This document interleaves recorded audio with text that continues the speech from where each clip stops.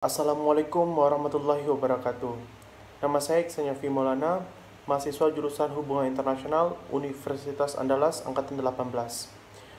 Kali ini saya akan mempresentasikan proposal saya yang berjudul Analisis Pemulihan Hubungan Bilateral Indonesia dan Australia pasca penyadapan tahun 2013. Hal yang melatar belakangi penelitian ini yaitu pertama, hubungan negara Indonesia dan Australia bersifat fluktuatif.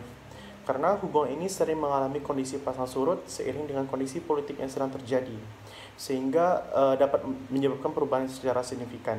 Hal ini juga dipengaruhi oleh letak geostrategis dari kedua negara yang saling bersebelahan, yaitu Indonesia berada di sebelah utara Australia. Meskipun bersebelahan, namun negara ini memiliki perbedaan budaya yang sangat kontras. Hal lain yang mempengaruhi kondisi ini yaitu kedekatan Australia dan Amerika Serikat dalam politik dan pertahanan.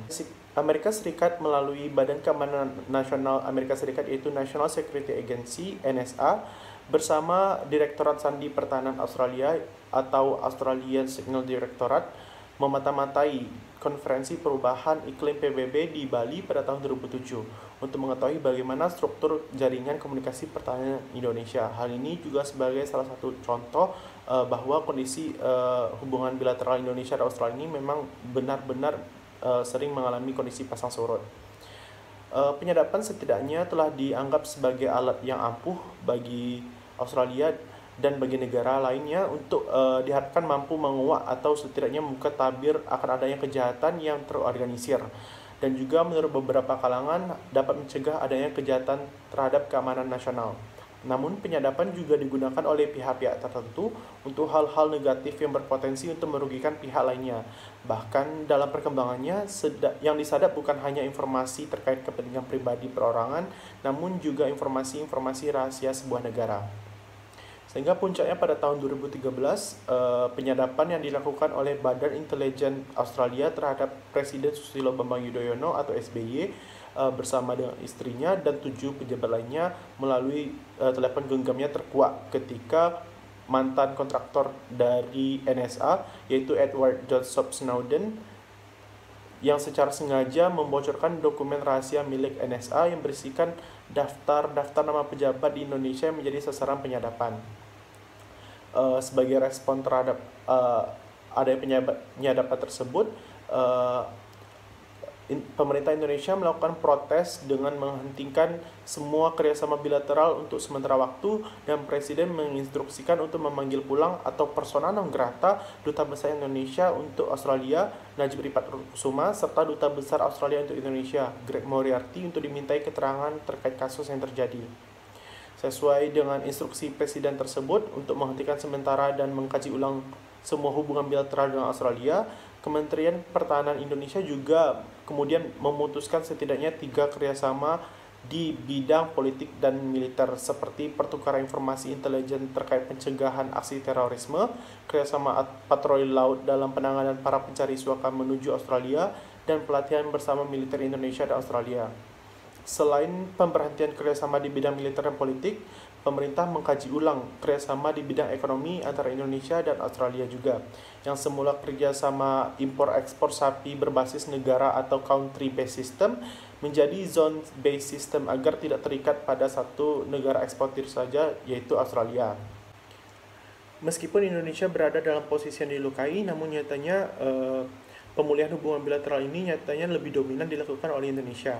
Hal pertama yang dilakukan Indonesia untuk memulihkan hubungan bilateral ini yaitu dengan melayangkan surat oleh Presiden SBY kepada Perdana Menteri Tony Abbott agar dapat mengklarifikasi dan menyatakan permintaan maaf secara resmi.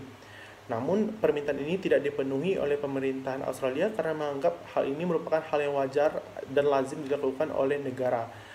Namun tindakan tersebut dianggap telah meremehkan Indonesia.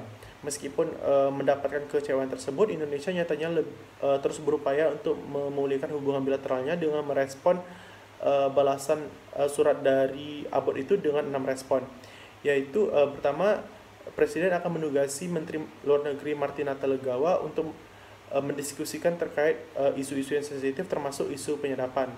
Berikutnya, ketika telah adanya mutual understanding dan mutual agreement, maka akan ada pembahasan protokol dan kode etik kerjasama.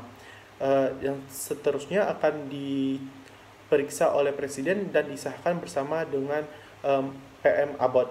Setelah itu akan adanya evaluasi dan observasi, dan yang terakhir ketika telah terjadi saling kepercayaan, maka hubungan kerjasama akan dapat dilanjutkan seperti itu. Jadi di sini Indonesia mewadahi adanya pemulihan hubungan bilateral tersebut. Indonesia berupaya dalam memulihkan hubungan bilateral, meskipun yang memutuskan hubungan bilateral pertama kali adalah Indonesia. Indonesia yang melakukan persona non grata, namun Indonesia juga yang memulihkan hubungan bilateralnya.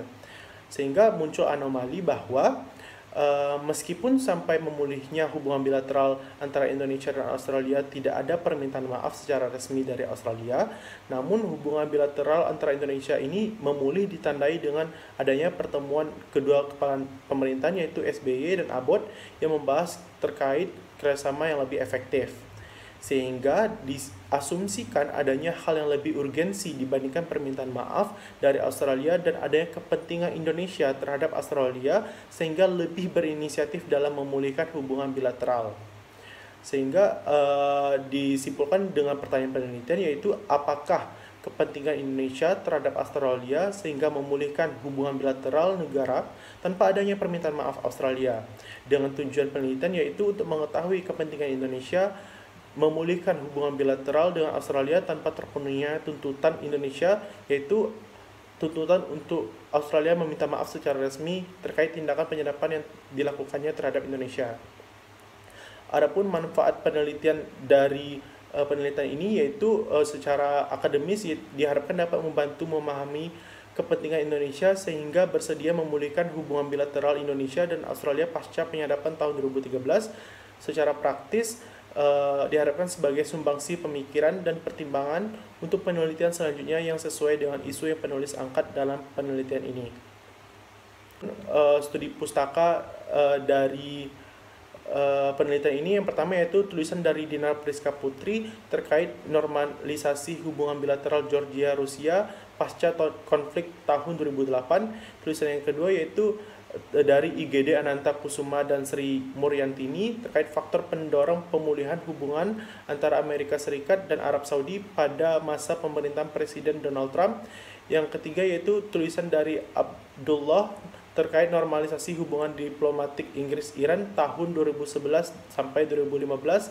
Yang keempat yaitu tulisan dari Inyoman Ayu Ratna Pramesti dan kawan-kawan terkait normalisasi hubungan diplomatik Turki dan Rusia pasca penembakan pesawat Su-24 Rusia oleh pasukan udara Turki pada tahun 2015 sampai 2016.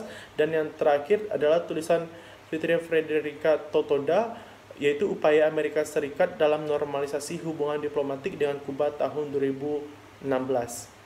Kerangka konseptual yang penulis gunakan yaitu perubahan kebijakan luar negeri dari Charles F. Herman yang menjelaskan terkait sumber dari perubahan kebijakan yang diteliti menggunakan 4 agen perubahan, yaitu leader driven, bureaucratic advocacy, domestic restructuring, dan external shock. Yang pertama leader driven yaitu perubahan yang akibat adanya dorongan dari pemimpin. Perubahan tersebut dapat terjadi dikarenakan adanya pemikiran pemimpin yang menganggap kebijakan lama tidak lagi relevan dengan keadaan sekarang. Yang kedua yaitu birokratik advokasi, yaitu kelompok yang berasal dari dalam pemerintahan suatu negara atau lingkaran eksekutif yang berurusan langsung dengan permasalahan luar dan dalam negeri negara. Kelompok ini memberikan pandangan dan pemikiran serta mendukung kebijakan luar negeri yang diterapkan oleh pemimpin negara tersebut sehingga mampu mengadvokasi pembuat keputusan terkait relevansi suatu kebijakan. Yang ketiga yaitu domestic restructuring, yaitu merupakan kelompok masyarakat yang melek terhadap isu dan fenomena domestik maupun internasional, sehingga pandangan dan pemikirannya dapat dijadikan pertimbangan bagi pemerintah dalam merumuskan maupun mengubah kebijakan negara. Dan yang terakhir yaitu external shock, merupakan sumber perubahan kebijakan luar negeri yang dihasilkan dari acara internasional atau hal-hal yang berada dari luar teritorial negara. Berikut tabel yang penulis gunakan, yang mana berdasarkan tabel di atas, agen utama dalam melakukan perubahan kebijakan luar negeri yaitu leader driven, bureaucratic advocacy, domestic restructuring, dan external shock.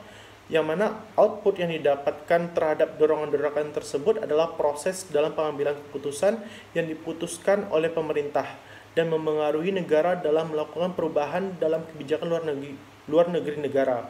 Hal ini dapat dilihat dari kebijakan yang berubah tersebut, dapat berupa program, tujuan, dan orientasi internasional negara.